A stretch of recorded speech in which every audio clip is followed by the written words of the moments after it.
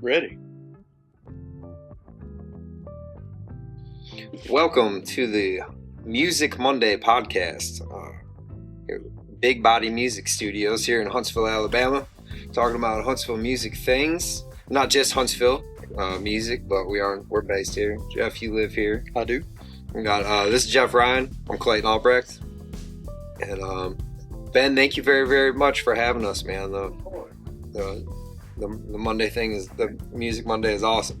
I like talking about this stuff. This is my second time here. I was on here with Gus Hergert and Bruce Kromholtz here recently. We had a good time talking about music and life, and we're going to do more of the same today. Sounds good. Let's dig into it. Dude, what's and Gus kicked this off real well. He asked us all our desert island record. Like if you could only take one, which is always a hard one. Yeah, it's really hard. All right, so what's one of the most influential records in your life?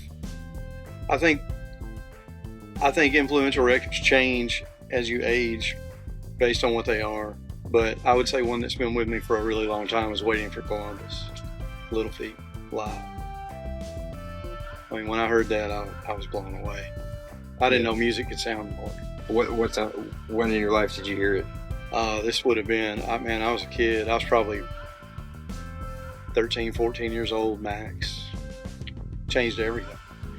Because the music, at the age I am, the music that was happening when I was that age was 80s, which was a different style, you know. A lot of new wave, a lot of hair bands. So to hear something like Little Feat was like getting hit in the face with a brick, man.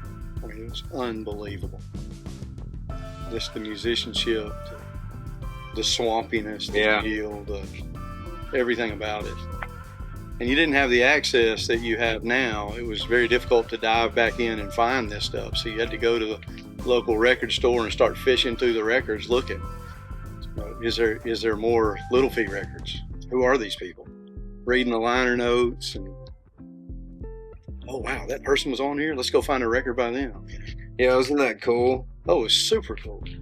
Oh, super cool. But oddly enough, the very first record that I purchased with my own money that I earned was Fleetwood Mac Rumors. Oh yeah. And went to the store and bought it. That was a first for a lot of people. Yeah, very first record that I personally bought. Yeah. It was big. Big for me. Yeah, it's a great record, man. So what's your desert? What's your desert island? The desert island one, the one that I offered up that time, because I've been asked it so many times, and it really is one of my just go-to records, is Pink Floyd, Wish You Were Here. Yeah, it's probably the one I've listened to maybe the most in my life is that one, just repeatedly, you know, everything. And I'll just have to hear it. I mean, I could throw one in that's more modern, but I could put Jason Isbell's Southeastern on that for me, because when it came out, it was, again, one of those, like getting hit in the face with a brick. I mean, how can somebody write with that much emotion and have it all on one record? It did me too. So I moved to Alabama, and I grew up in Illinois, right? I lived in Florida for a time, and I moved up here from Florida. I was living in St. Pete for a year. Yeah, but I spent most of my time in Illinois until I was 22 or so, and moved to Hamilton, Alabama in 2012. Major metropolitan area of Hamilton. That's right. Yeah, it's a big one, dude. It's a big one. No, yeah. If you sneeze too hard, you'll I've been through there. Yeah.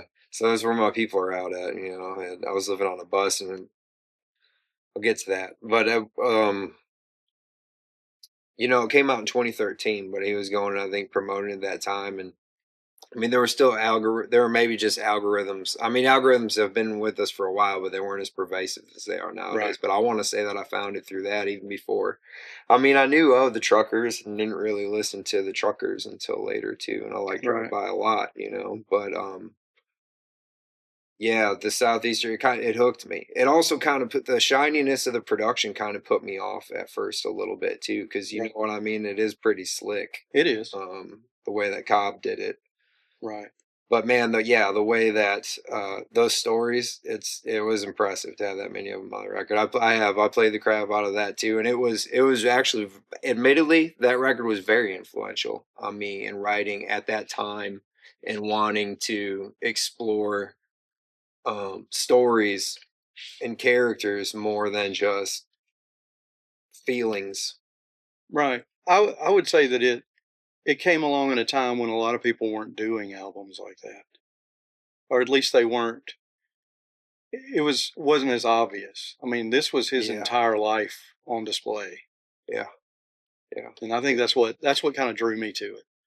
I became a big fan at that moment. I had known who he was and listened to the Truckers and stuff, but I became a fan at that moment. yeah. Like, okay, this is real. Yeah, I started covering songs and stuff. Yeah, You know, it's it's I kind of inspiring. miss those days when I would play 'em at bars and things, and people not know this thing. Oh It yeah, almost feels like I'm yeah. doing something wrong if I do, play like a Jason song. Not as often I anymore. still do some. I just think they're good enough to I need to heard be y'all doing the played. one the other night, Alabama Pines, when I was Yeah, walking out. It sounded real pretty. Yeah. song about the great state of Alabama. Uh, yeah, man. I'm glad we're here doing this thing because like I was telling you on the phone. Uh, Getting to talk about music, like having time carved aside, and Yeah, and the production just to talk about the craft of it is cool, 'cause it sometimes is. you don't even get that time on a phone, an hour plus with a friend just to talk about what all you want to Well, I want to know how you discuss. got into music. What drew you? I always, I never thought I'd, play music. Not when I was little. I wanted to be you know, like a detective, eat donuts and shoot bad guys, really. Oh yeah, But I always, my parents have good taste in music, and music is just, I mean, it's the world, it's earth. Music's always around, and I think some people just gravitate maybe towards it a little more than others, and right. then but the Pink Floyd, like I said, have been with me for a long time. The Beatles were my first love, like music I chose. Before I had money of my own to spend, I was like 6, I think, and I asked for Beatles CDs for Christmas and stuff. I just uh, they're the first band that I fell in love with, and Pink Floyd had a similar effect too. I remember doing art and listening to like Dark Side and stuff.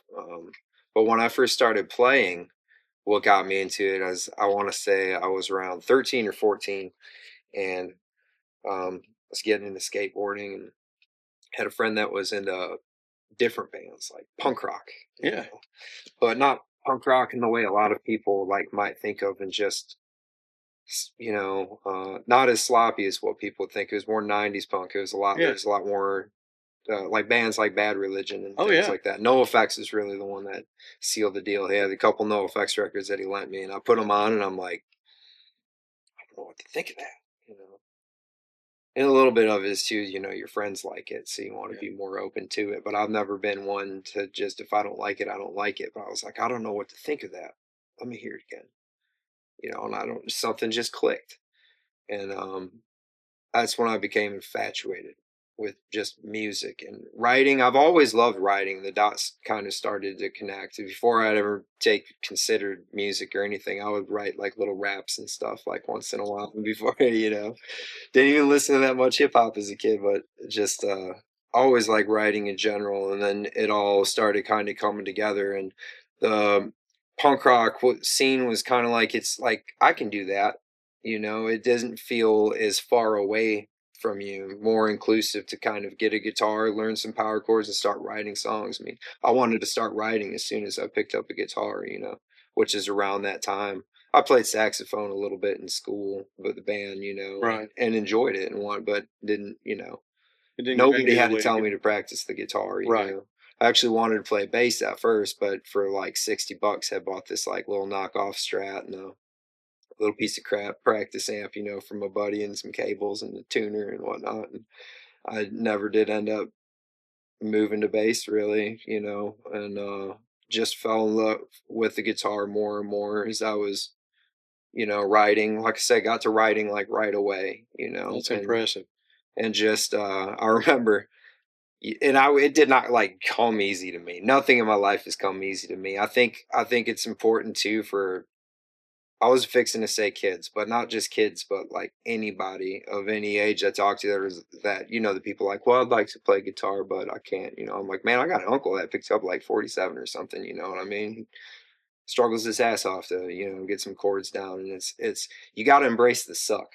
Like Yep. my brother's got a T-shirt that says "Embrace the Suck," and there has got to be. There are virtuosos, but they're so few and far between. Right. For the majority of it, I mean, um, talent is good, and then there's also a passion, and there's dedication, and embracing the suck and doing the damn thing. So I remember practicing my guitar, feeling like shit about myself and hating life and throwing it down and going outside and trying to learn the skateboard, you know what I mean? And falling down and get my ass kicked. And I go back in and pick up the guitar and get my ass kicked and put it down and go back outside on the skateboard and get beat up, instead of glutton for punishment.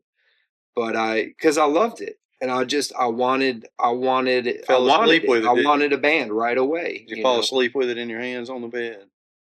Oh, yeah, I meant it being music in Yeah. general, Oh, just the just whole talking about the thing, whole guitar Yeah, and the guitar, everything. yeah. Yeah, no, not that guitar. I didn't sleep with that one. Um, so I stayed with it, and then the punk rock thing just is really, I still listen to a lot of that stuff too, and it's a big though I don't play that type of music really, maybe as much singularly anymore. Though I Right. don't know, on the new record we got some pretty like hard hitting stuff, but it's and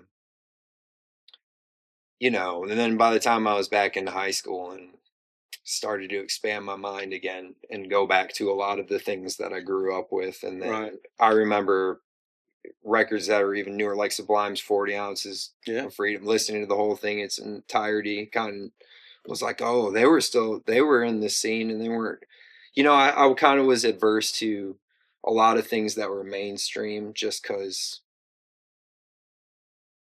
a lot of it just seemed to lack depth. I hated like all the rock songs that were on the radio at the time and everything, and it was like, This in the 90s, right? this is in the early Early 2000s. 2000s. Yeah. And so it got real bad. No, the 90s have been great. But that was I was yeah, I was there, but I was young. It wasn't my adolescence, not that, that them formidable teenage brains where that stuff Right. is.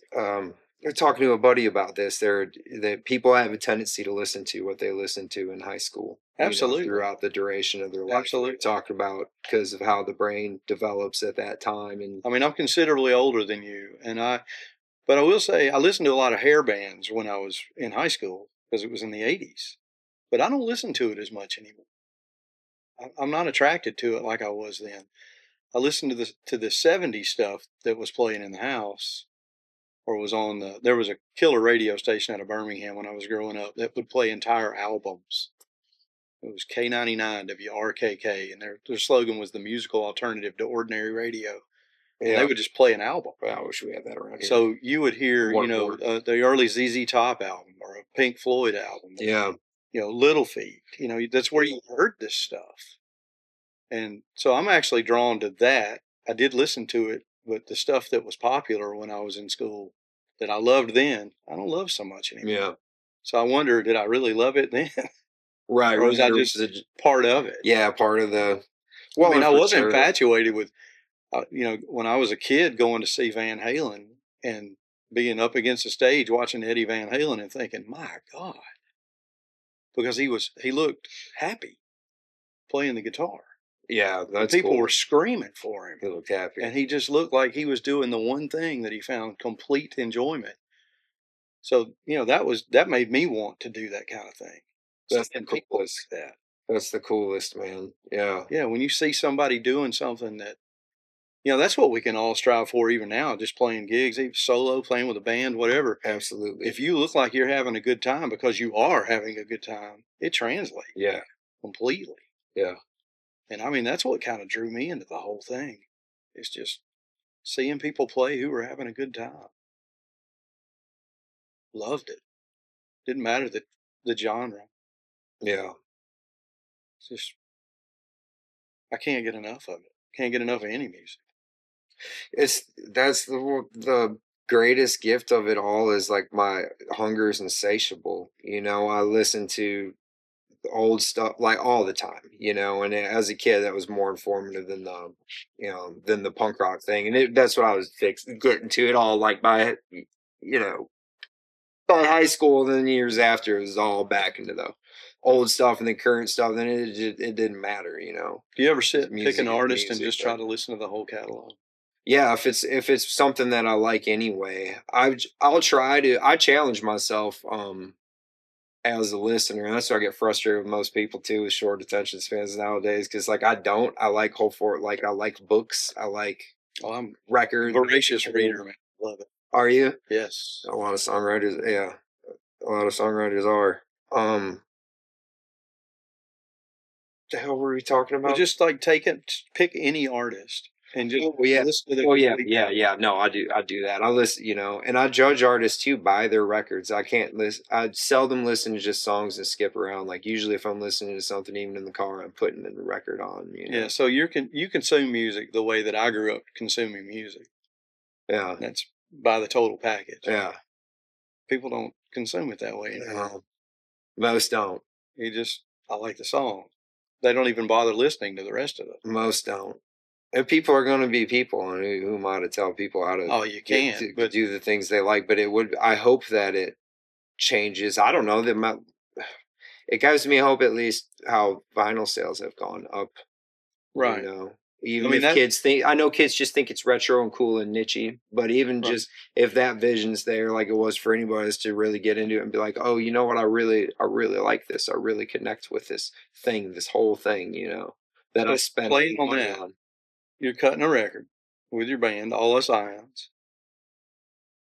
You gonna press it vinyl? Or you gonna do CDs? Or you gonna Well, do you have a plan with that? yeah, yeah. I mean, absolutely, absolutely CDs and digital streaming to everywhere. But the vinyl, I would want to do it, and I would want to do it for me because that's my favorite way to listen to Right. music. I mean, I'm listening to music off of my phone most of the time because I'm in the car a Yeah, lot. most people do. And, you know, I do put on The good, the still bad, and the ugly of the playlists. streaming services, but it's the Right. way that we consume it now. Yeah. It's But I do also, yeah, it's one of my, I like buying records and stuff. I don't have good. like a big collection, but but so I do it for me. And I don't think the rest of the guys in the band listen to music or listen to vinyl. Um, I didn't so have a it would, turntable you until know, just a couple weeks I ago. have to ask them too. So a week ago, I haven't Um, had one in years. Still have some vinyl, but don't have a turntable. I do now. I got Yeah. one last week. Oh, cool. Yeah, last week. Where'd you get? It's an old Techniques. It's I got a whole Techniques component stereo system from a friend. Cool. It's old. Awesome. The only thing I've hooked up is a receiver, and I've got it Bluetooth, so I can stream my phone to it. I got a record player. I got to figure out where the wife will I wanna, let me put the turntable. That's up to her. I don't have any decorating say so whatsoever in the house. do you not? None. I don't believe it. No. Man, you'll learn. Happy wife, happy life. But, yeah. Oh, That's cool though I've heard. that you're gonna go down that route. That you're gonna do the CD thing because I've been toying with that. Like, am I gonna invest in creating CDs or vinyl, or do I just put it on the streaming platforms and call it a day? I mean, I understand both thoughts. I mean, I will tell you the CDs is not overwhelming price point like the vinyl right, is. I mean, the mastering, the digital and the CD mastering are like packaged together. right. So, at least as far as I remember, you know, but it is, yeah, vinyl is a different thing for that reason, and definitely the price of like the lacquer is just it is what it is. If Yeah. you're gonna do that thing, that's why they cost what they cost. But CDs, I will say, in I think they're easily enough doable for it's like a couple $100, and Yeah. people because for what it is for people is a souvenir. Are they going to listen to it? Half Right. of them, yeah. I mean, so I know people still that have CD players, and I keep hearing murmurings about CDs coming back around, which I've been saying for a while, but I don't know that. You know, I know most vehicles don't have them. I'm not I a think people market do like to have specialist. a keepsake, a memento, a souvenir, Yep, something they can something you can tangible sign. that they can hold on Yeah, to and say that you know. that's right. So I've just been toying with that as I'm processing this process. You know, it's kind of strange. We talked about it the other night. The whole idea of taking a song from your couch to something somebody can listen to, it's a daunting task that has ups and downs. I mean, I'm going through peaks and valleys on some of this stuff I'm doing. You get excited about it, the whole idea of it, and then you realize this is a lot of work. I mean, you really have to put time into it and pay attention to it and put your trust in a lot of people.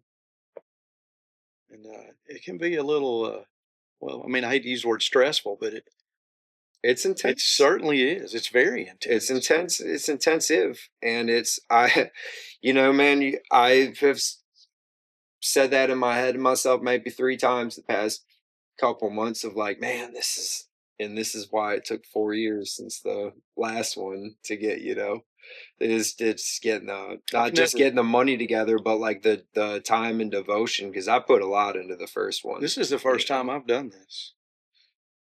I've had this. I hate to use the word fear, but there is a fear, anxiety to putting something that's so personal out for someone else to see. So I've been very reluctant about sharing anything like that, to the point to where I didn't really write much for the last 20 plus years. And what I did write, I didn't share with anybody. It was just mine, you know. And when I finally decided I really need to do something as I'm getting older, I told you I'd like to have some type of a legacy that has to do with music, just for myself. So I got to leave something. Well, there's nothing else to leave but music. I mean, that I gotta make my own music. I want to leave something musical. It has to be mine. So off went the journey of exposing yourself to people, Yeah, and yeah, it's invigorating, exciting. What's a good word? Thrilling to take something, like I said, from the couch where I'm the only person who's ever heard it, and go, here it is, and open yourself to criticism, to whatever. yeah. It is, man. You have to make the decision. Am I willing to take that? Am I willing to go that route?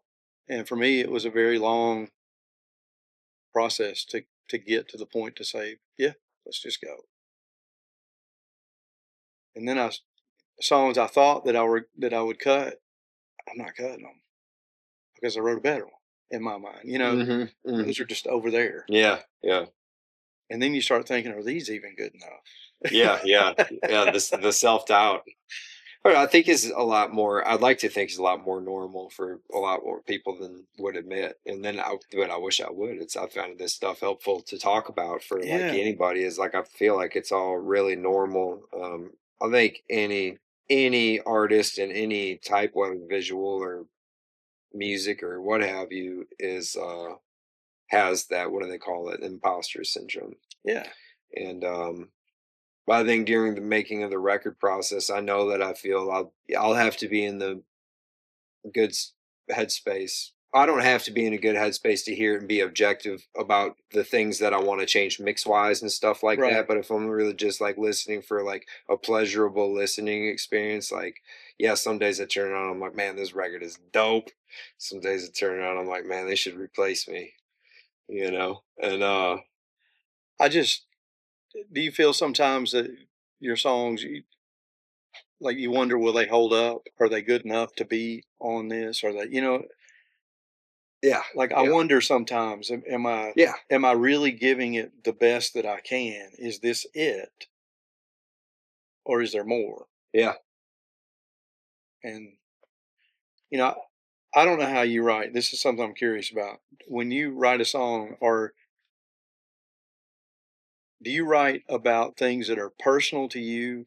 Or are you able to disassociate and write about just things you might see? Or, Sure. I mean, For me, it's always personal. But not personal in the sense that it's always about me. Meaning, okay, like, even if I'm writing about a character, they say write what you know. I don't think that means that you necessarily had to live this thing or, rob this bank or but whatever it's to things tell you've this story. experienced or seen or Yeah, yeah. been You around. have to have had the Right. feelings to make it convincible or to even care for yourself to write about it. and first and foremost, like I write for me, you know, the catharsis of it, and I will challenge myself sometimes just to write a story or just write something. Like I'll have this melody that I can't get out of my head, I can't find words for. It's like, dude, put something, like just let your stream of consciousness happen. You know, so sometimes there's that, which is always you know, but it's always personal for me. I'm never writing in the sense of like trying to like accomplish something or move, you know, numbers wise, you know, trying to So sell it. so we're very similar in that. I don't sit down with an agenda to write anything in particular. And out of everything I've written, I can honestly say I'm really only emotionally attached to one song. One song came from a different place. I didn't ask it to come, it Yeah. just did. But the rest of them, there are pieces of me in it, but they're not personal. Like, So they're not about me. you write a lot of, find yourself writing about characters or, I do, or things that I mean, I've written some stuff that a phrase I've overheard, you know, walking through Walmart. You'll hear somebody say something and you'll go, that'd be a good song. yeah, And I throw it in my notepad in the phone, like, you know, get more milk. That'd be a great song. You know, you just type that in and go back occasionally and scroll through and look. That's kind of cool. And sometimes something will just pop and you'll have the next line hmm. or the whatever the Does phrase. it ever start with just a line for you? Absolutely. The damn thing is going to be about, Absolutely. you just have a line. Yep. Yeah. You ever find that it's just words that are falling out that you don't even, that you didn't even intend to write Yes. about that subject, but they're pleasing words that just like a sentence will come, you know? I wrote a song that will be on my new record, and the song's called Rise Like Rust. And it's just a song about perseverance, overcoming whatever your obstacle is, you know, standing up. The line that started the whole thing, and I have no idea where this came from. I don't know if I heard somebody say it, if it popped in my head in the middle of the night, because I am not a very good sleeper. So sometimes 3 o'clock in the morning, I'm leaning over into my phone saying something, you know, Do you? into a Yeah. voice memo or a text to speech because I need it. I need to remember it. But the line was, You can't drown a man who's learned to float." I don't know where it came from, but That's great. that was the catalyst That's for that great. entire song. I remember And I that thought it one. would be a chorus. It's not. It's just a line and a verse. But you know, when I started, I was thinking, man, that's going to be a great song. That's going to be my chorus. That's the hook. It wasn't even the hook. It's Yeah. just the line in the song. Yeah. That's even cooler though. You Yeah, know, that because you weren't so attached to it that I'm not. I mean, a younger me would have made the like, no, that's the chorus. How is this whole thing gonna but fit you know, around it rather the than song just is about me, but it's not about me. I guess that's the point I'm trying to make. It's a there's pieces of me in it, but I didn't write it about me. hmm. Just wrote it about life. But it's I don't know, this songwriting thing, again, I took a really long hiatus from writing anything, and I'm fascinated by it right now. And I've been trying to figure out ways that I can stimulate songwriting. So challenges, like, can I write a murder ballad? Hmm. No, never wrote one. So I started trying to write I one. bet you could write some murder ballad, my friend. I started trying to write a murder ballad, and it actually kind of tickled me. It became more of a comedy thing, you know. It's like, well, this is. But I was talking to Lana White one night. She's been on the podcast here, and she told me that, you know, Kira Hughes plays guitar with Lana. Kira challenged her to write a song in 6/8 time. I thought, what an interesting challenge. Hmm.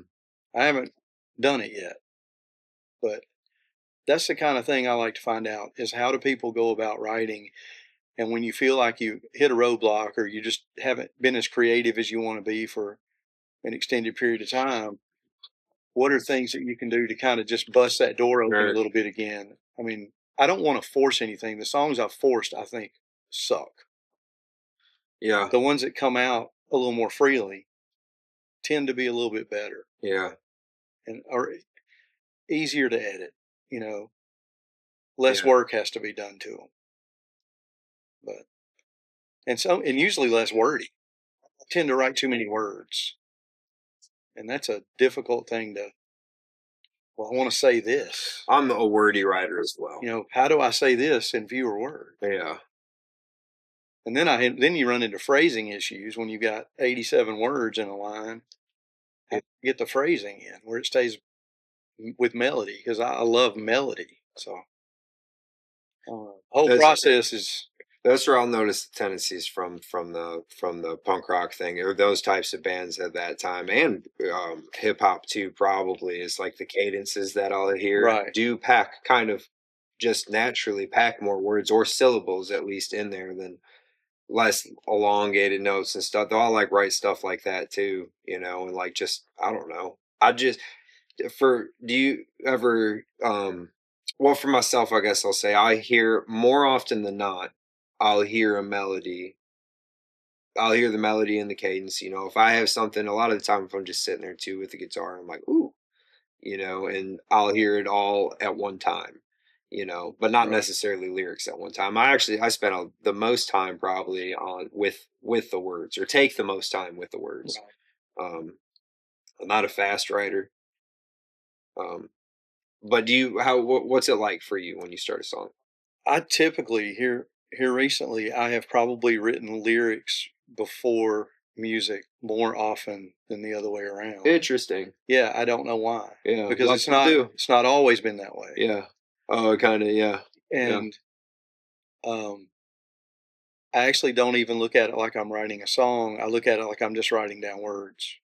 I'm writing down a poem or just a story, with no preconceived idea of what a melody would be or anything, and then try to adapt it. And then, but in the same breath, sometimes you pick up a guitar and you're drawn to a chord progression and you hear a melody going, and the words will just come. At least a starting point. Yes. Yeah. So at least a starting I don't point, really have a method that I've done for every song. It's been different for each one. Yeah. I'll tell you a funny story. I actually only have one song that I've written that I would call a breakup song. And scrolling Facebook, and two people I know getting divorced on social media, friends with both of them. So it's 2 or 3 in the morning, and I'm up like normal, middle of the night, go to the bathroom, scrolling on Facebook, reading both sides, back and forth. They're like playing this whole thing out on social media. Classic. Yeah, and it was like, everything from I hate you to oh God, I miss you to back. It was like it's like this is incredible. It's like a soap opera, man. So I actually wrote a song, and the chorus was I still hear your voice in the crack of the floor. See your shadow in the light coming in. I just taken right off Facebook. I just kind of changed the way they said it. That's cool. And it's just, but the song literally came, and it's a little wordy. It needs to be. I need to edit it down a little bit. But the song came in 3 minutes. I couldn't wait to get out of the bathroom and pick up the guitar. I'm sitting in the den trying to be real quiet because like this song is coming now. Yeah, and it did. It was crazy. Melody, lyrics, the whole thing. And just scrolling Facebook. That's awesome. You ever play it for them? No. Tell them? No. Yeah, no. Because it's you play it for them, they may not have known. Well, it's still kind of ongoing, Oh. So, names have been changed to protect. That's how we do here. That's how I do it. Hey, we should tell them about this thing Big Body Music's got going on. Yeah, the music initiative that Ben is putting this initiative together. I think you said he's got it linked up there on screen. BigBodyMusic.com / I had it written down too. So unprofessional of me. Make a donation. Make -a-donation. music initiative is really cool, man. Is looking to get $25,000 together for donations to school. Pretty much, it's from what he made it sound like most of the schools in the area. Huntsville City School elementary music program. Every Huntsville City School and elementary music program. That's incredible, dude. Just buying instruments for them. And I don't know. That you're just doing it to do it is awesome. Because I was I was asking what organization? Like, This organization. Like, dude, that's awesome. No, it's fantastic. Yeah, that's cool, man. Can't think of anything better than to spark the next generation of songwriters and performers. Well, it kind of saved me, you know, and it makes me sad for people that don't have that thing. Not that it has to be music, even, you know, but that thing that can give you purpose outside of another person. Oh, yeah. Or job or situation. This outlet that you can have, you know. Yeah, for most people, life sucks. I mean, daily life can be just a drain. I mean, you know, how many people do you know that love their job, like to the point to where that's what they want to do? I mean, there's a lot of people who don't necessarily love what they do. Yeah. So for anybody that can have an outlet beyond that allows them to do something they're passionate about, man. I think it's a key ingredient to a happy life, man. Yeah. And it's cool, you know. I hope that sooner than later people find those things and remember the childlike joy of these are the things that make me happy. And if instruments are just around, like I try to do it at my house without pushing things to my dog, just to have stuff around. And if schools, them putting instruments in schools like that, giving kids the opportunity to try it. I mean, it could change a kid's life. It could point them in a direction that maybe their parents aren't music. That's right. So they don't have that opportunity. No one in their family plays anything. And so this might give them that opportunity and could get the next big thing. It's pretty cool. Yeah. I had another question I was going to ask you and I forgot what it was. God, it sucks getting old. Well, you were talking about too, we were just talking about the process and you looking for ways to challenge yourself and ways to keep yourself in that space, which is something. Man, I probably a lot of songwriters, especially if you're like of the Nashville or like people songwriting to selling songs, you know what I mean? Full-time songwriters would probably wholeheartedly disagree with me, but which is fine. You know, I have so much admiration for those cats and have studied so much just the craft of writing. Like I've got this big ass book, you know, that I've lent to friends called Songwriters on Songwriting. There's just laws of John Heiss and there, Randy Newman, Bob Dylan. What's his name? Beach Boys. I mean, there's like Wilson. Yeah, Brian Wilson. Whole bunch of artists, but just all different types too, and just a lot of different ways to go about it, you know. And I had spent so much time just trying to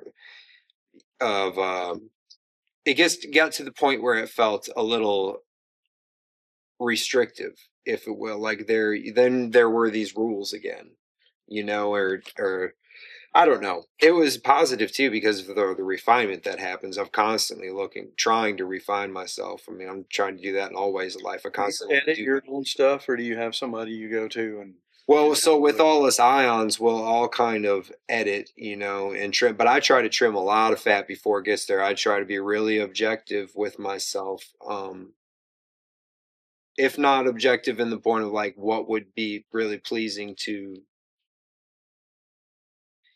I don't want to say a lot of people, but something that can be widely accepted or at least enough. I mean, I know what you're talking about.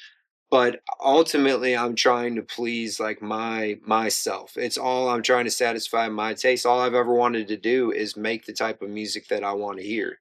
So if I'm coming from that standpoint, I can't really go wrong, you know. And luckily, a lot of what I want to hear is stuff that's somewhat catchy anyway. Like I'm just a music listener too. I want it to be easy. I feel selfish when I say that type of thing, but I come from the same place.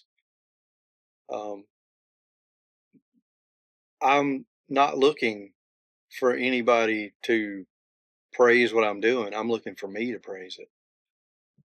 Daryl Champion says hi, by the way.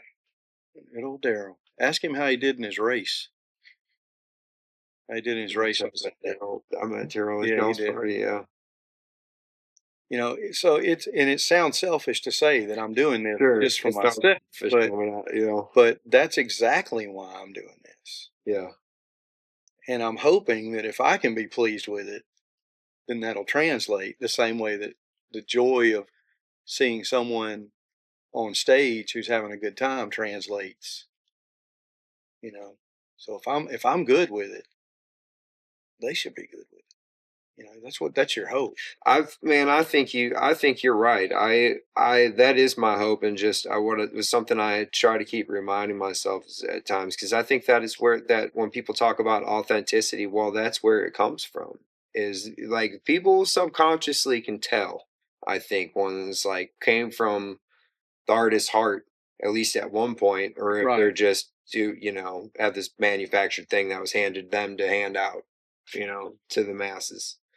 Um, I asked you this question the other day. I'm going to ask it again because I do feel like, do you ever find yourself or feel like that you're writing, I hate to say the same song, but rewriting a song over and over again, even though they're different songs? Like, I feel like that I get into a rut and, I've got a new song I'm going to work on. Well, that sounds like that song, even though it really doesn't. I mean, to someone else it wouldn't, but to me it does.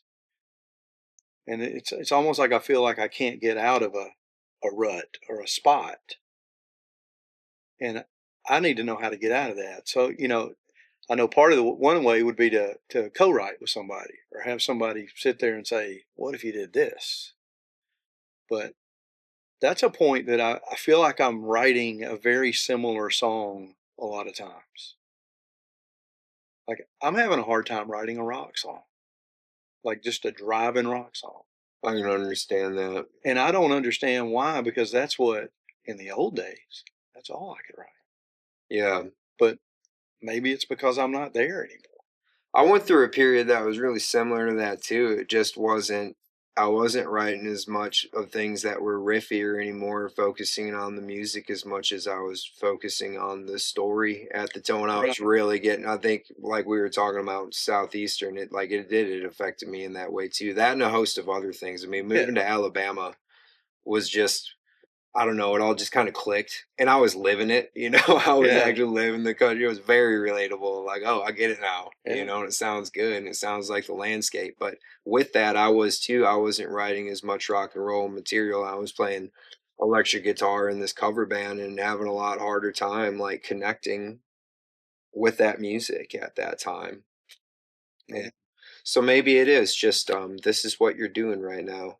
I think if it gives you some alleviation, I would say that maybe you're putting your signature on things that is just, Yeah.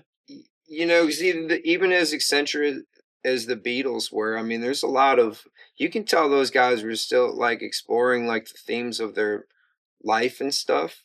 And I don't know. Because I certainly do that. I find that with my son with songs too, and I think we get self conscious as we talk about getting in Well, our own head, and we're that's like, what I I think. just keep writing the same old Sometimes I shit. think I'm just stuck in my own head. Yeah, And I don't know, there's comfort in finding out that other people are the same. yeah, No one wants to be the only one with a problem. yeah, You know, yeah. misery loves company. So, And I'm not a songwriter to just write a song every day. It's just I don't have to for me, and oh, I don't I either. don't want to just keep. I don't like to just keep just swing all the time at every No. pitch. You get more hits that way. You do, but sometimes I'd rather not. I mean, I've been on a dry run here for the last probably 6, 8 weeks, and it's life gets in the way, Hmm. priorities, other things going on. You have to take care of them, and I don't feel as creative in here recently. And part of it's you're tired, works hard, projects, whatever it may be. Kids, everything you can lump it all into one category, just life. And the crazy thing is, I'm not upset about it. I don't feel That's like I great. have to do this. I think that's wise. This is going to come when it comes. Yeah. And I've been trying to get more that way with just everything lately, just all in life in general. I find it's been helping. It's not really saying F it, you know. I'm finding myself having more energy to be more present for things, you know. I haven't been writing a lot of songs lately. Like I said, Nashville songwriter listening to me right now, or songwriters would be like, "You lazy son of a bitch. That's why you ain't got no hits, ain't got no Right. songs coming. It's because you ain't writing, you know." And Yeah. they're not wrong either for that. No, they're not. Like there's been dudes, you know, they'll be like, interviewer will ask, so when does inspiration find you? What time of day you write? And they're like 8:30 in the morning after my coffee and the kids go to school. I'm like, yeah, but when does the muse find you? He's like at 8:30 in the morning after I finish my coffee and my kids go to school. Get to work every morning. You know, write a song. You write your way out of writer's block. A lot of people speak in absolutes too, you know, and just the one size fits all thing doesn't work for me because I don't know that I'm ADD, but I'm not singularly focused. I don't know that I could write anything if I had a structured environment that told me that today at 8:30 a.m. I am to write a song. It's kind I of would like just not what sit you there got in it for, and right? stare at the wall. I mean, because I don't know about you, but ideas and things come to me whenever they come. I mean, I don't know when they're coming. Like I said, you can be walking through Home Depot and hear something, hear somebody say something, and something will click. Whether it's what they said or just what they said triggered something else. And you're like, oh, that would be good. That's a that's a good idea for a song. Well, now that door's cracked open, we need to walk into it and see if anything's there. But to sit at a specific time every day, I couldn't do that. I mean, I'm thankful some people can. I mean, keeps music flowing, but Yeah. I couldn't do it. I think it's cool in the sense I appreciate the hard work, the craft of it, and the hard work Absolutely. aspect. So I think it's badass that people have that structure, or it's just evident that they do. People who are prolific, who like, you know, I heard this figure thrown out before Stapleton was popular. When I was one of the only people I knew listening to, you know, Steel Drivers and stuff, knowing Right. his songs, like he had already had like 2,500 songs like catalog. You know, I mean, just he's evidently writing almost every day, and evidently a lot of good ones, but it's not the way that I go about it. I just appreciate the heck out of it, and I you know, like I was saying, I went through just spent a lot of time studying only to finally be like, you know what, I'm done. You know, it kind of got to the point where I lost interest too, like where I love sitting and talk about songwriting here like we are, but for a YouTube or a songwriting guru type person or things like that, it's almost like I don't want to hear it, you know, because you can Right. speak in absolutes, you know, and it's like that's your way, you Right. know. My way is like yours. It's different every time I write a song. It's different. But I am extremely curious about everybody's ways. Me too. But you do have to take it with their way might not be for you, but it is interesting to find out how other people, what their process is. What do you go through? How do you get your ideas? You know, when you get an idea, how do you act on it? I mean, is it something you sit and percolate on for a while, or is it something that you go right into? I mean, How quickly or how long do lyrics or songs usually come? Like, is there a tendency for you to put them out quicker? some come fast, but I've got half written songs in my phone, in my notebook. I've discovered text to speech. To me, it's the greatest thing in the world because I can say it quicker than I can write it down. And I don't always have a pencil and a notebook with me, but this phone's always in my pocket. So I go to that, open up that notepad and text to speech. It might have a word wrong because it doesn't understand what I'm saying, but I'll start talking into it. And there's pieces, I mean, that go back, a couple of them go back a couple of years worth of just pieces of songs. I don't know what to do with them. But I'm hoping at some point I'll go back and revisit it, and I will know what to do with it. I'm not going to get rid of it. I'm not going to delete it. But there's probably 250 notes in there that are all song related. Just pieces. Some are complete songs that I can't seem to break away from, but I don't think they're ready. Something needs to be done to them, but I don't know what. So put them over there with the idea I'm going to go back in that room one day and pull it back out and take another look at it. And maybe it's fine. But Do you ever get what people call or what you feel like is writer's block? yeah, I had it for about 20 years. And I don't know if it was intentional, subconscious. I literally did not write a single thing. I mean, but I was, granted, that entire time, I was playing a lot of nights a week in cover band, just banging out whatever it was that would put the money in my hand. Didn't care. You know, I had no moral high ground on what song to play or not to play. Put the money in my hand.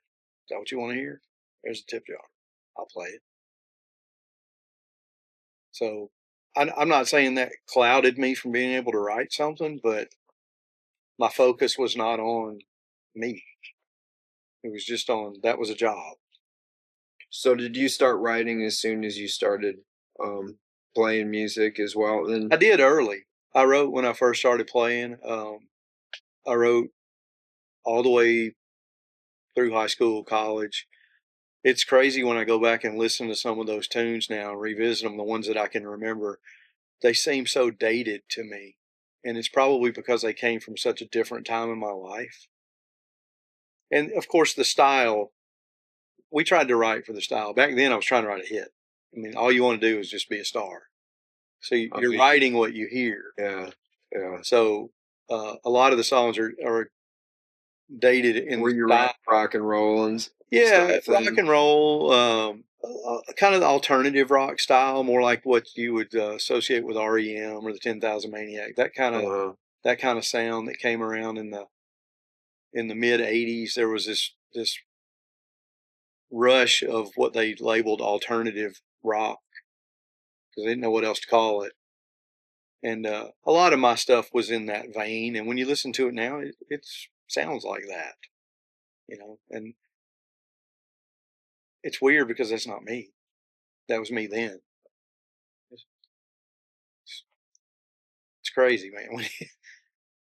I guess you write what you are at the time, and sometimes it's hard to go back and listen to some of those. This is what it's like, a totally different person wrote it. It's always impressive when the young people, I mean, like, not like I'm trying to blow smoke up their skirts. Lord knows they get colon cancer as it is. But the Beatles, man, being like somebody being that young is like, say, like, I think Paul was like 16 when he wrote Yesterday, or something like that. You know, it's always just feel like that's pretty cool for a youngster to have their pulse on something that is a underlying theme. You could call it maturity, but it's just a feeling that I guess I don't think I had anywhere close to. I mean, obviously, didn't have anything close to that kind of feel for what was going on at that time in my life.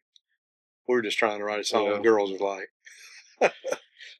Another thing I got from that era with the not just the punk rock thing, but a lot of the things like with like the. I was definitely a young romantic kid. I like girls and all that shit, but I didn't like songs about them, and I didn't like the pop punk bands or just the poppy bands. You know, songs about relationships and stuff. I was like, just, you know, I was more interested in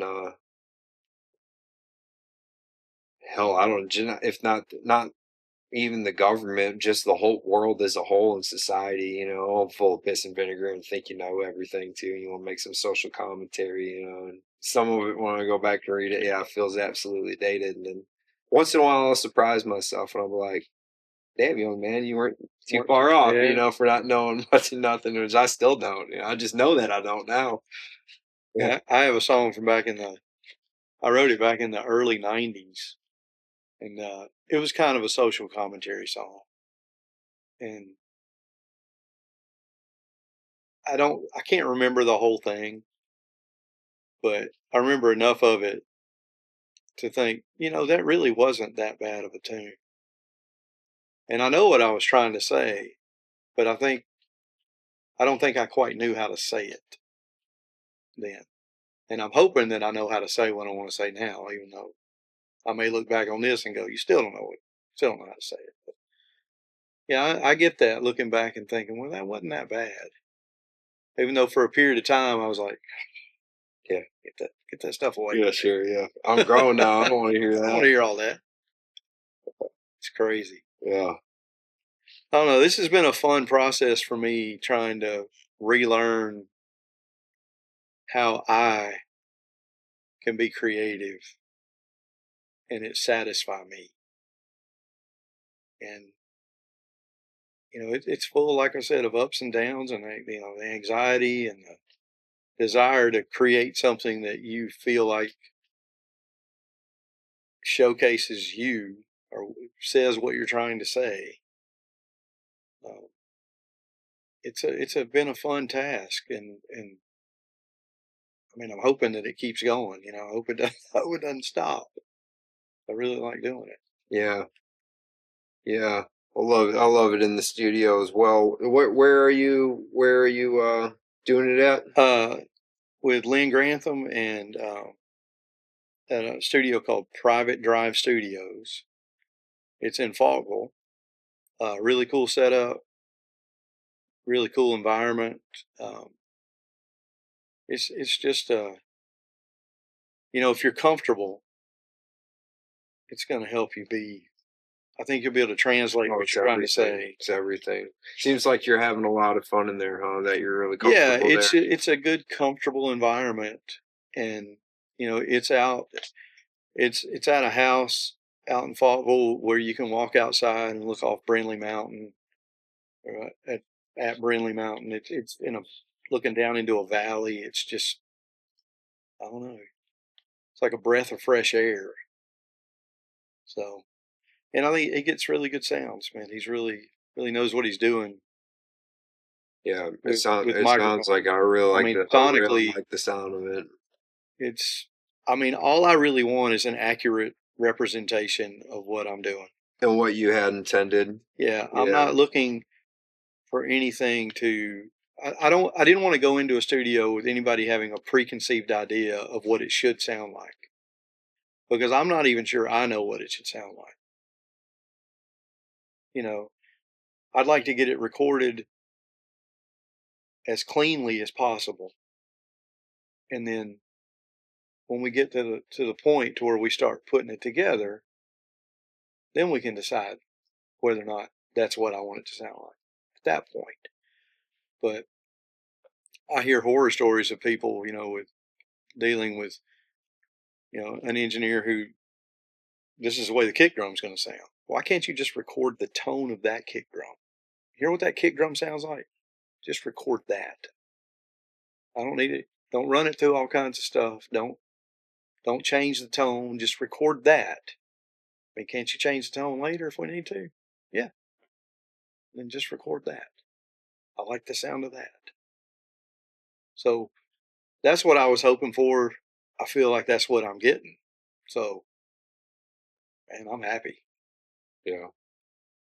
And easy guys to work with. There's two guys that have it, Keith and Lynn. They're just easy to be around. And they're both musicians, which helps. I think so. They understand equipment. I'm not a knob turner in any way whatsoever. Matter of fact, I'd be happy with an amp that just had a volume. If we could just set the tone the way I like it and take the knobs off, I'm good. But these guys are knob turners, which I appreciate. And, like when I first sat down with Lynn about going to the studio there, he made a statement that still rings with me right now. He said, my job as the engineer is to know what every button and slider in front of me does, what it will do if I push it to what you're putting in. That's my job. I need to know what all of this stuff will do if I touch it. I said, do you? He said, yeah. Okay. Best. Yeah. I mean, Yeah. But that's all you can ask for. You know how to work that stuff, because, man, I don't even know what I'm looking at. There's a lot of knobs, a lot of shiny things, a lot of flashing lights. Get it. I don't want to know what they are. Yeah, you can tell me all day long what that thing does. I mean, that's one of the beauties I think about being in the studio was I got a lot more patience for technology now, and kind of naturally was able to do my day job too. But even with all that and my appreciation for home recording and everything, like I don't want to do it. I don't want to match, like it takes time away from the joy that I have of just like playing the thing. I'm just not interested in not at this stage in my life anyway. Right. So it's a big reason I like going into a studio. And you're doing Clearway, right? That's where you're going, Clearway. Yes. Yeah. Good deal. Yep, we're at Clearway with Jeremy Stevens on this one, and we're having a lot of fun and going through the paces like you are too, man. Making the damn thing. I don't know that it ever ends. I think I have more joy now on the projects that I work on than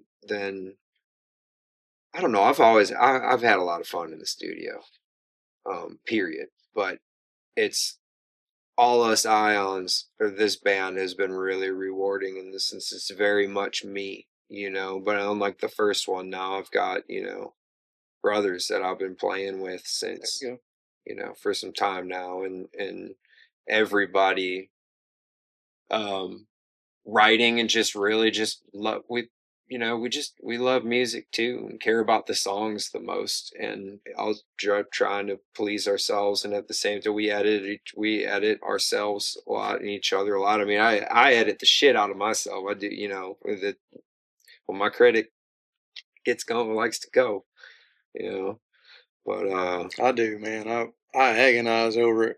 Yeah, I spend a lot of time with the words, man. I do. I don't often have ones that fall out of, I can say that, yeah, some of my best ones have just been that way, but then some of my best ones have taken literally years too. I don't mean years in the sense that I'm working on it every day or week for a year. Right. I mean just piecing the thing together. That's what I was saying. Sometimes it'll take me a decade sometimes. Sometimes you need to put one on the shelf. Yeah. Because it's not its time yet. I reckon. And you got to let it, whatever it does over there, man. Yeah. And then you go back and revisit it, and maybe now is its time. Yep. I think a lot of people fear that you'll never go back to it. Yeah, I have that fear. Yeah. Absolutely. I think that's human nature to think that I have to complete this. But, I don't even have a deadline on completing a record. Why should you? I shouldn't. That's because I'm not. You don't have to. The way people consume music now, if I want to record 4 songs and be done with it for a while, I can do that. Yeah. I can finish them and release them. Yeah, I'm with you, man. I'm taking it the same way. I'm just not going to put myself in a situation to where I have a definite, this is when it has to be done. Yeah. I have to have the songs done by now. I gotta put it out. I just got to put something out. Because to be honest with you, I got to put it out. I'm not finished writing what would be a record. I don't even know that I've written what would be a record. I just know I have a few songs that I feel like I need to get done. There may be a complete record's worth of songs that are just waiting to come out. And if they do, then I'll go make a record. Until then, I'm just going to be satisfied with what I have. I think that's all you can ask for. Be happy with what you're doing. Yeah. It's cool. Yeah, I'm real glad to hear you say that. It's great that you're doing it for the joy, because, if you don't have a record contract, you do not have to put one out. No. And you don't, like you said, with the way that people consume music and their short attention spans, it's like, I don't know, it's like there's 2 schools of thought where it's like, maybe a lot of people feel like, why even make a record at all? Just why don't just put singles out, go in as easy as you can record music. You just record music and put out singles like all the time. And I can't argue with that. No, you can't. It's not my way I'm going to go about it, because it just doesn't please me or interest me as much. But I can't argue with that school of thought at the moment. But there just does seem to be something really, when you're putting you into it, even if it's like a packet of songs, that's why it matters. And I do think it'll translate, like we were talking about earlier. At least we hope it does. That it's like, wow, if all I ever want is to touch somebody the way that I've been touched, to inspire somebody the way that I've been inspired. Huh? Phrasing? Yeah. You want to touch somebody the way you've been touched?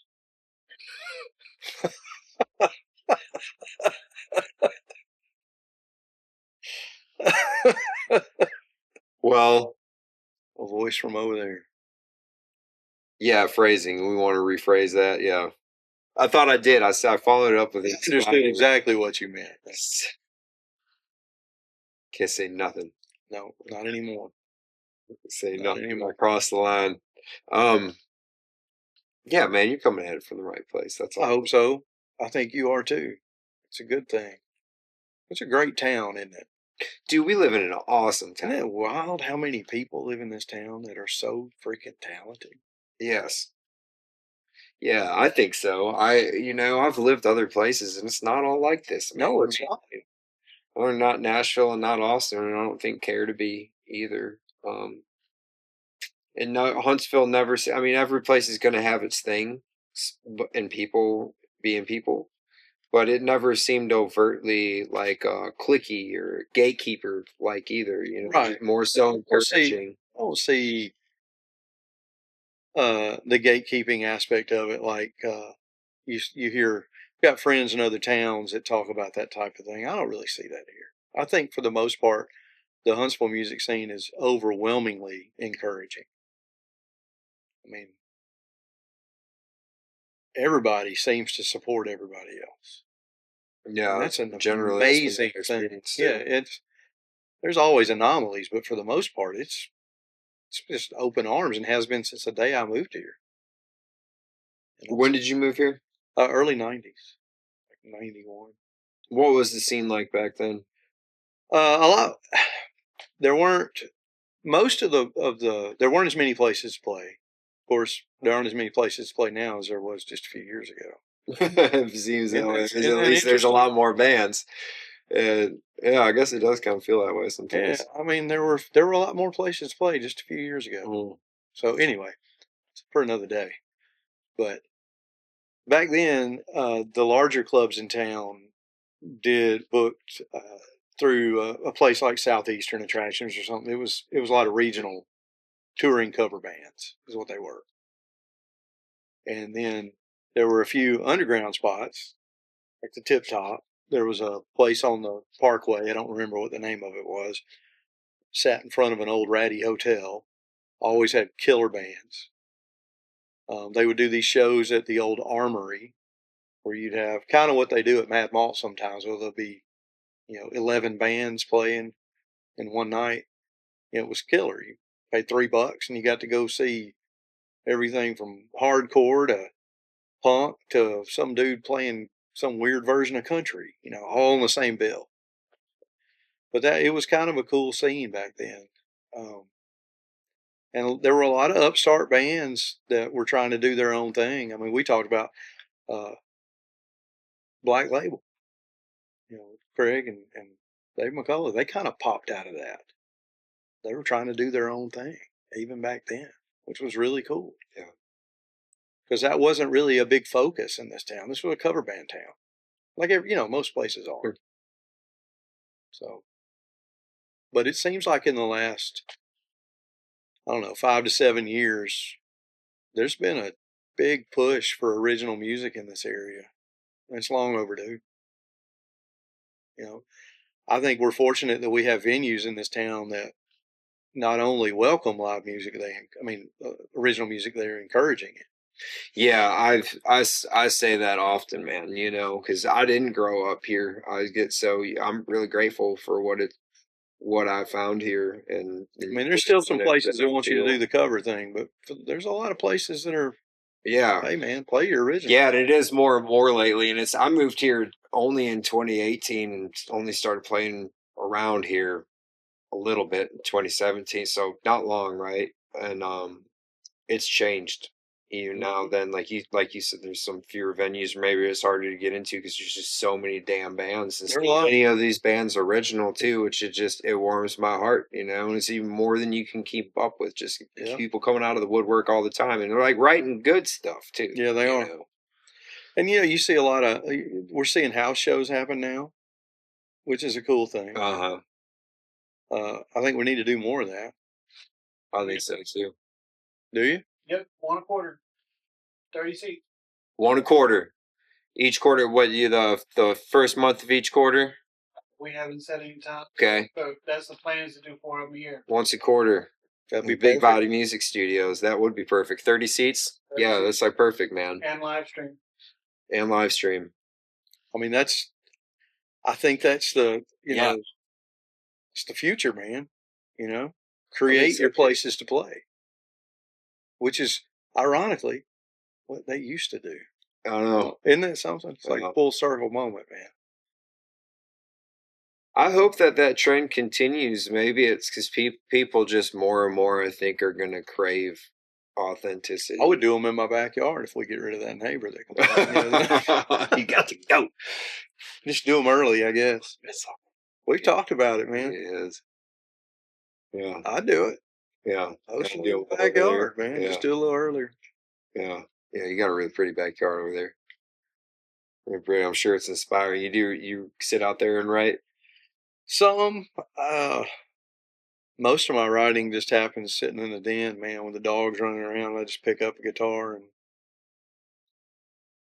it either comes out or it doesn't. But I'm gonna sit out there and try to do some writing. Yeah. I used to, I went through a phase where I try to, I think when I was studying the songwriting thing, how do people put it? Maybe romanticizing their life or their thing a little bit too much. Well, let me get my table just right, get my coffee going and I mean, still a cup of coffee can help, right with a cup of coffee. I find myself pretty creative in the mornings and I'd be drinking coffee in the morning. But anyway, I used to be, let me go to my writer's station and write. And it can be really helpful to have a place like that, I think, for me at least, to not have the distraction of my instrument. Because I'll be, I said I spent a lot of time on the lyrics. I spent a lot of time on the music simply just because it's so fun. It doesn't seem like it takes as much exertion or critical faculties from me as it does coming up with the music. It's a different part of the brain and a more, I'd say, even a little more playful thing. Sure. So I try to be playful with writing songs too, but you know what I mean. So it can be helpful to have a place to go and put the guitar down and not be in a room with the TV or this or that, on or around or people around. But I really have gotten more just into how it was when I was a kid. It's like I want to write when I write. And sometimes I think for writer's blocks for myself, the advice of you got to write your way out of it, which is literally true. Obviously, if you're going to overcome writer's block, you're writing at some point, if not with the pen in your head, that's fine. That's still writing. But what I'm getting to is it has been helpful to have that piece of advice of that I've found to be true is you got to get back on that horse at some point. So what I tell, people when they're constant, like, how do you get out of writer's block? Well, for me, it's not as easy of an answer as just write your way out of it. It's very, I think, dependent on what you're going through in life. Sometimes it's depression. Sometimes you can write more when you're depressed. Sometimes you're going through divorce and you're just not, you're either going to be writing a lot or you're not going to be writing during that time. Sometimes you have to let life happen and go through what you're going through and be okay with it, and the word depressed, another way to look at it is deep rest. Maybe you're taking a rest, a break from some of the things in your life. But if it's become one of those things, I think for someone where they develop a sense of like fear and anxiety with, I don't know if I can do it again. I don't think if I have anything to say is good. It can be a lot of the time, I think, indicative of self-worth issues just as much of like, I don't know what I'm doing or how to write anymore. At some point, I think if you're in that stage, it is important to like, no, sit down and write a song, because it's kind of like getting back on the horse. Yeah, it doesn't matter if the song sucks. It's just the process of writing. I love the story of, I want to say it was Glenn Fry. They were friends. They were either opening or backing up Bob Seger somehow, I want to say, in this documentary I watched years ago. And they were asking Bob Seger, Glenn Fry was, and is, but like, well, I want to write a song. Yeah. I was like, right on, man. And he's like, well, what do I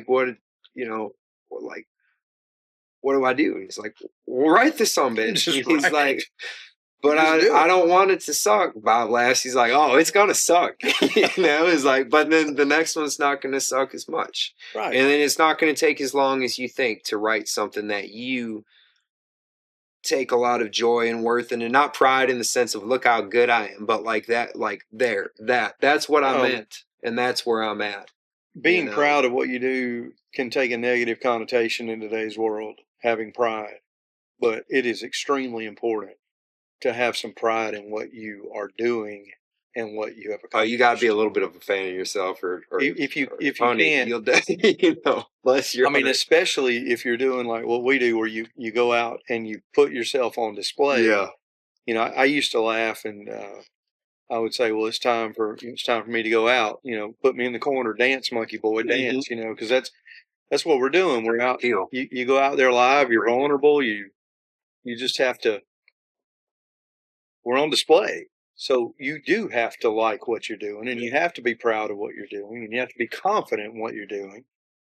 Because again, it all translates to everyone in front of you. And that's whether you're doing a cover song or playing your originals. And if you're playing your originals and you're at that moment, when I do originals live, I play solo. That's a vulnerability point that I have not experienced in my life until recently. Like I am literally putting it raw right here. This is it. It's just me. I got nobody standing around me to go, yeah, man, it's good. I'm just putting it out there for people to hear. And you got to be proud of it. So there has to be a pride factor. Yeah. And use the word self-worth. Yeah, it's huge.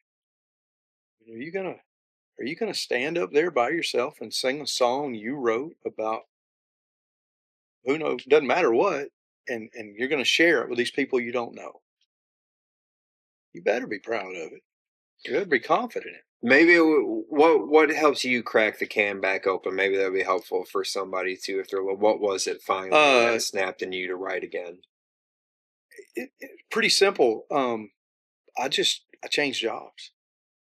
I went into a less stress environment, and it kind of opened my eyes to some things.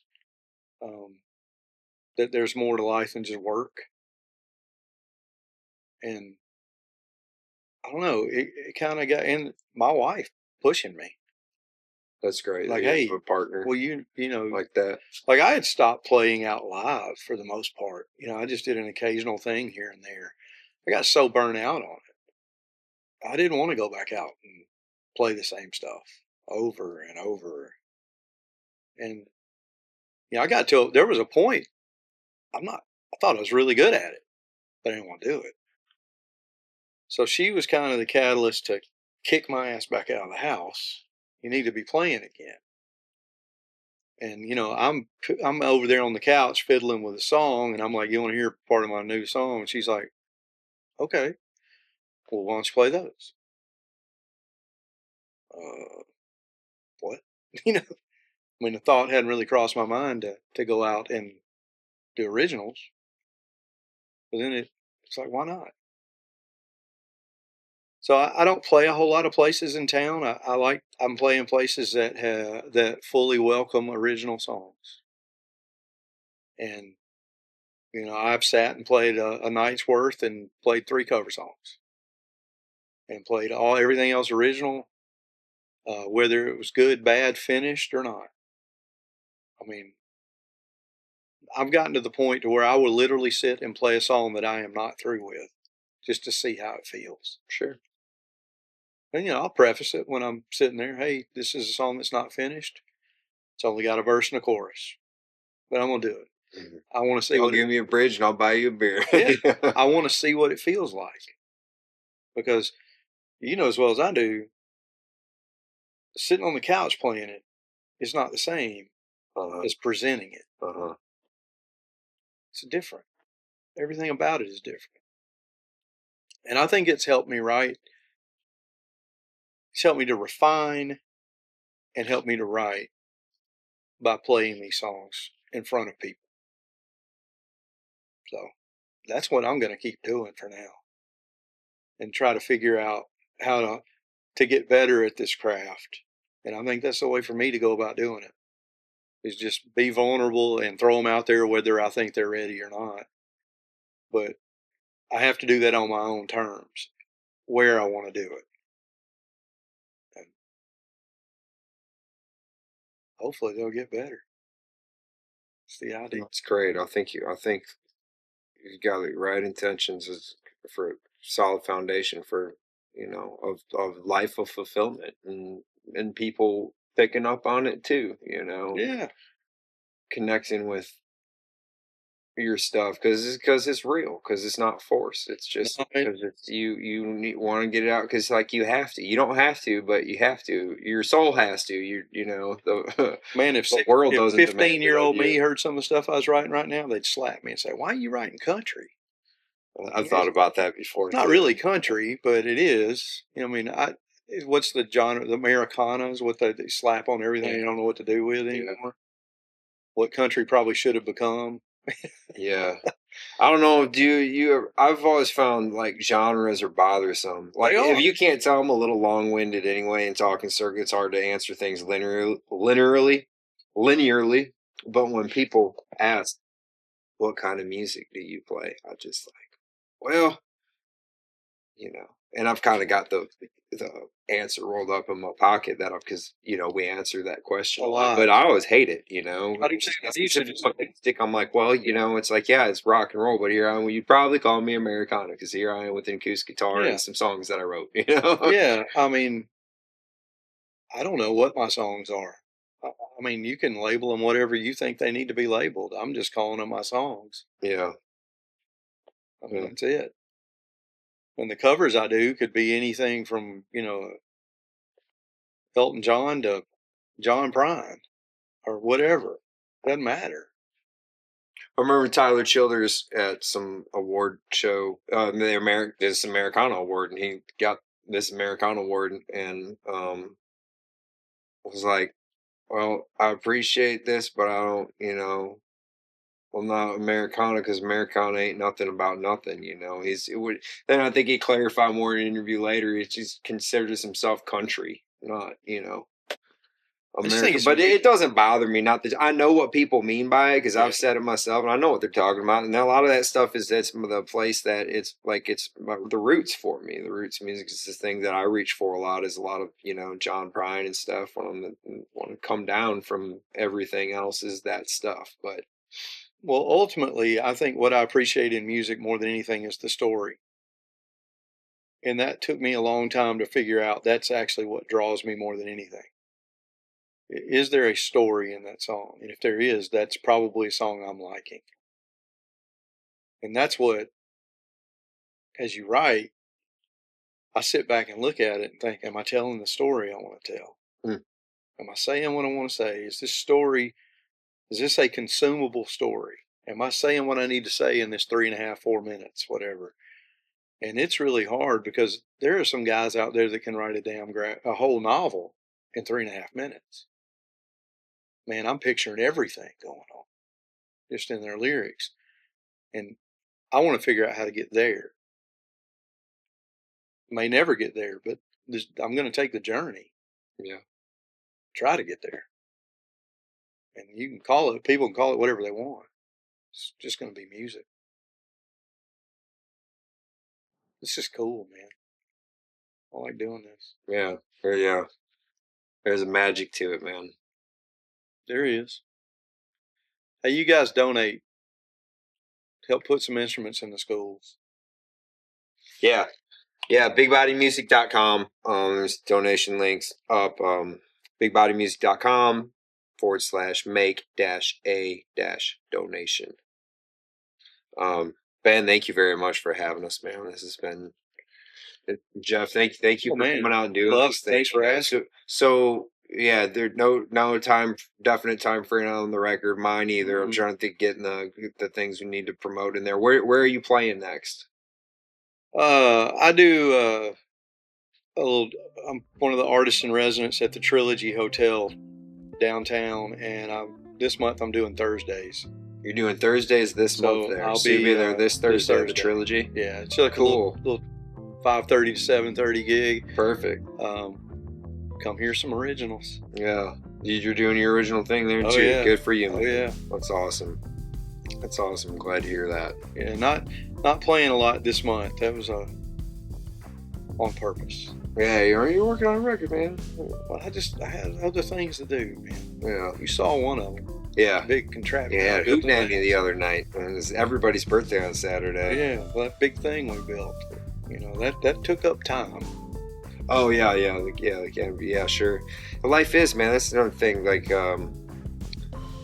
I really like talking about in the midst of the stuff. Like what I was saying before the tape started rolling was the, you know, I won't even call it the struggle, but just the in between. You know, I discovered this podcast the other day called the other 22 hours, whereas like the other 22 hours of the day, I guess I think it was the Derek Trucks is on there, and they've had, you know, the other people, musicians and stuff. One of the hosts, they're couples, and I think they're both creatives. I think they're both musicians. I'll have to watch the show again. But they kind of did my premise. I was kind of wanted a podcast of the same thing of like, all right, we've seen the highlight reel. Now let's talk about the balance. Let's talk about for the people that might What have goes on kids. the rest of the time? Yeah, and doing the thing and not being a weekend warrior in the sense when, if for people unfamiliar with the word in the context of music, like just your buddies that play the cover band on the weekend, which there's not a damn thing wrong with. For the star system people, there's people that want to hear that, and there's people that want to play that. You know, a thriving town, for a thriving music town, you have to have that. Yeah, and you should have the balance. You should have diversity and fun. Music's supposed to be fun. You know, what was I getting to? What I was saying is you can at the same time have a day job, or have whatever, or do music full time and be working on this thing that has no label backing, that is legitimate, bona fide. If you go to a good, you know, if you're working in good rooms with good people that, you know, and the mix is done well, and and if you perform well, if you write well, you know, it's bona fide. If it satisfies you, you know, then you're doing the real thing. And I like hearing about the balance for people, you know. How they struggle with balance. When's your next gig? The band All Us Ions, we are playing at the Open Bottle in Madison this Friday, from 7 till 10. It's Friday the 21st. I think it's 22nd. It's the 22nd? 22nd. Yeah, this Friday, the Open Bottle in Madison, Alabama. All Go of see the 'em. will be playing the majority of it will be originals too. But Yeah. Big Body Music, Ben, thank you for having us. Thank you very much, Ben.